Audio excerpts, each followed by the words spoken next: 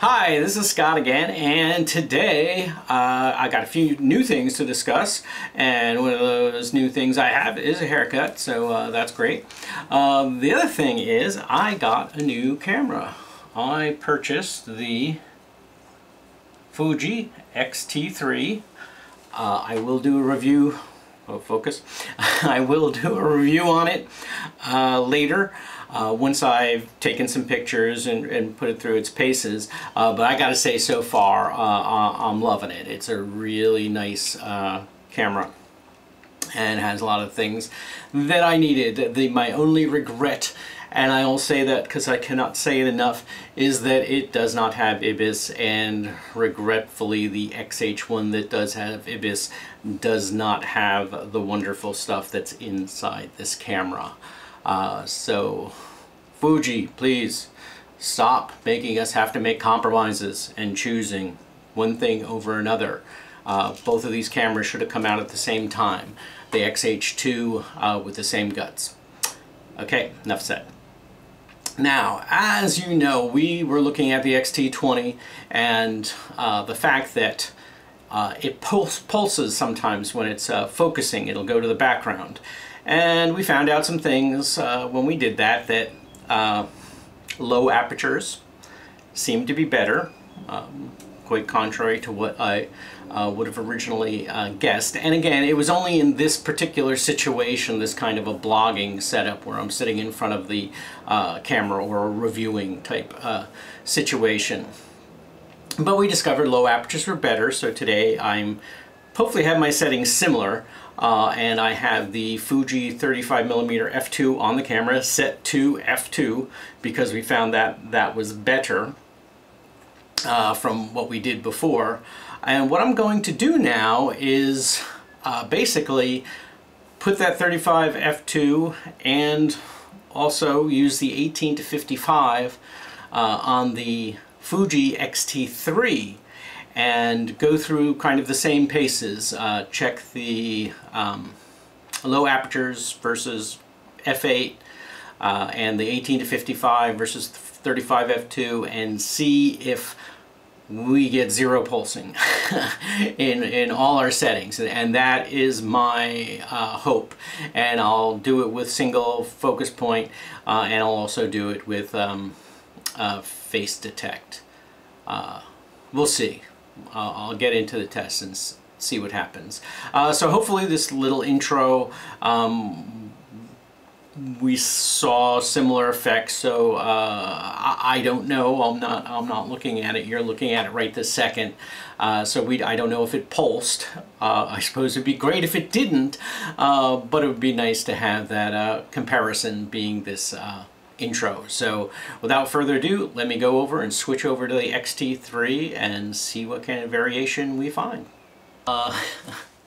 Okay, I am back. Took me a little while to get this thing reset up. I now have the Fuji X-T3 set up. It has the 18 to 55 lens, which is what I'm doing first because that is what was attached to it. So I was just trying to make my life easier. I have tried to put all the settings the same as on the X-T20. So I have this in the same mode, whatever, same movie mode, same color profile. If you do see a difference, that's because I believe it has been reported that there is a little bit difference in the rendering of the X-T3 versus the X-T20, so that is just what it is, but hopefully it won't affect this test. Again, the autofocus is an autofocus continuous. It's in the very first autofocus, the standard autofocus, and I am using single target because that's what I kind of chose for my last tests. So again, what we're curious about is whether we're going to get any of that focus pulsing, which we usually see well in this corner on this picture. It becomes pretty obvious. Plus it's even more obvious on the 35 f2 lens because there's a lot more breathing visible when that lens refocuses. So hopefully and you're seeing it before me. I have to take this to the computer before I'll be able to see it. Hopefully this thing is just locked on to my face, and again, here is the focus box, so my face is totally inside of it. And again, just to change focus, there's my Fuji X-T20 that still has the 50 on it. And then back to me. So that probably gives us a good enough amount of time to evaluate whether this is pulsing or not. What I'm going to do now is switch this lens to f8, and obviously the ISO is going to boost to make up for it. But our concern is the focus pulsing, because again, if you remember from the last video, we thought maybe more light, or I thought maybe more light would affect it, but it didn't seem to, you know, there might have been a small, but it certainly wasn't making it go away, so it wasn't a matter that the camera wasn't getting enough light to focus. So let's move it up to f8 and see what it does. Okay, now we're on f8. Now you remember when we went to f8 on the X-T20 last week before, when I was doing those tests, the camera started going absolutely crazy, just pulsing back and forth, and that was regrettable. Now, from what I can see right now, and I'm looking at a 5-inch monitor from about 4 feet away, whatever, it's looking good. You know, I'm not really seeing anything, but again, we won't really be able to tell till we get it onto the computer, or I won't be able to tell. You already know. So that's the 18 to 55. That's probably enough time to do a suitable test. So now I'm going to switch over to the 35mm f2, because that will probably, if it's going to pulse, will be more obvious. Again, hopefully it will not pulse. Okay, I have now switched over to the 35mm f2 Fuji lens, and of course we have it at f2, so we got a little bit of a blurry background. So again, we are testing to see if we're going to get any focus pulsing, because you know, as I was just sitting here talking, we were seeing it pulse when we did our tests last week. So again, it's very difficult for me to tell looking at my monitor on my camera that's far away from me. I'm contemplatingly looking. Yeah, I'm not seeing anything, so hopefully this means that it's not pulsing. Now, of course, when we went to f8 last week, it went crazy, so let's go ahead and do that on the f2 lens and see what happens. And again, like I said, this way, doing this, the ISO is going to automatically push itself up to adjust for the exposure. I went ahead and changed it to f8, and I do not see any pulsing.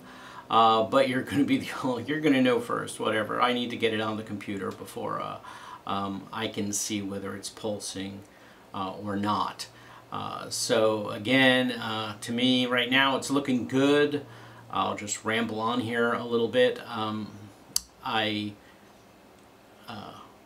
Buying this Fuji X-T3 was kind of a challenge, because I really wanted the XH1. I am a huge fan of internal image stabilization, or in-body image stabilization, IBIS, and I really thought twice about buying a camera that did not have that feature. You know, what can you do? But then the X-T3 came out. It was part of the reason I didn't buy the XH1, because I knew there was going to be a new body coming out, and it was supposedly going to have a new sensor and a new processor. I wasn't really hugely concerned about the sensor, but I just, you know, knew that the XH1 was really, that processor was getting long in the tooth and it needed to be replaced, and I didn't feel comfortable buying a body based on that old processor, and that to me it was worth it to wait and find out what was going to happen with the X-T3. Like I said, regrettably, no in-body image stabilization, but the video specs and some of the other things about it just were too appealing to me, so I went ahead and got that X-T3, this X-T3.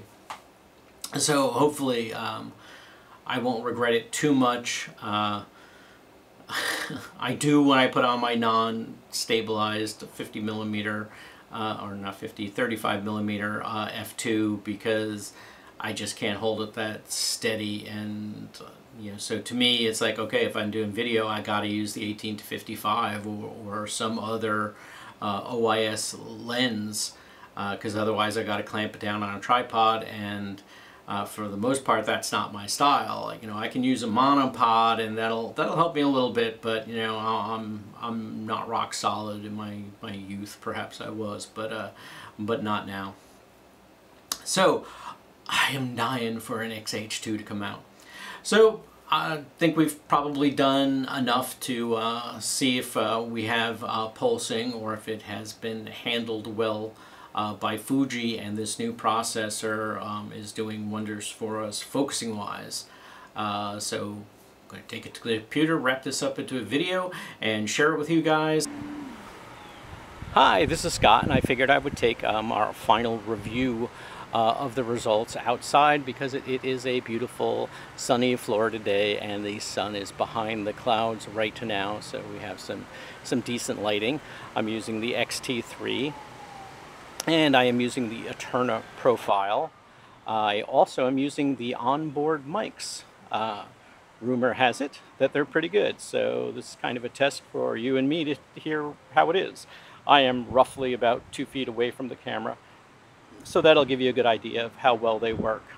Now, I got a car going by, so you'll hear that. But getting back to the test, we found out the Fuji X-T3 is a big improvement.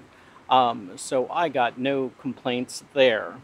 We did find, though, that once we got to the higher aperture at f8, that we still did see some of that wobbling or pulsing happening in the focus. So if it's happening to you when you're using autofocus, I would say check your aperture, and if you can get it lower, that may be a solution. Otherwise, if you have an X-T20, buy an X-T3. It's a great camera. Truly loving it. I will do a quick preview on it, and then do a more fuller review in the future. And as far as focusing, the next thing I'm going to touch on with the X-T3 is the linear focusing mode. Explain to people what it is, what it can do for you, and what it may not be able to do for you. So pretty much just how good is it. And that should be the next video. So I hope you enjoyed this one. If you did, please give me a thumbs up and subscribe if you will, and I'll see you next time, and have a great day. Bye.